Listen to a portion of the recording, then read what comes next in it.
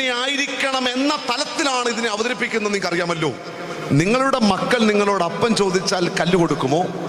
മീൻ ചോദിച്ചാൽ പാമ്പിനെ കൊടുക്കുമോ? ആ മുട്ട ചോദിച്ചാൽ തേളിനെ കൊടുക്കുമോ എന്ന തരത്തിലാണ് അവതരിപ്പിക്കുന്നത്.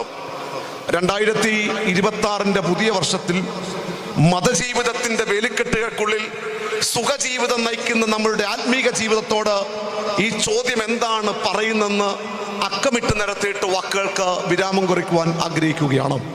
പ്രത്യേകിച്ച് ഇന്ന് എന്നെ ശ്രവിക്കുന്നവരിൽ ഭൂരിഭാഗം ആളുകളും ഒരു 80% ആളുകൾ അമ്മമാരും അപ്പന്മാരും ഒക്കെയാണ്. ഏറെ എനിക്ക് സന്തോഷവും ഈ ദേവാലയത്തിൽ വന്നപ്പോൾ തോന്നിയൊരു കാര്യം, ഇത്രയും വിദ്യാർത്ഥികളും യുവാക്കളും യുവതികളും ഒക്കെ അടുത്ത നാളിൽ ഒരു ദേവാലയത്തിലും ഇത്രയും ആളുകൾ സംബന്ധിച്ചിട്ടില്ല.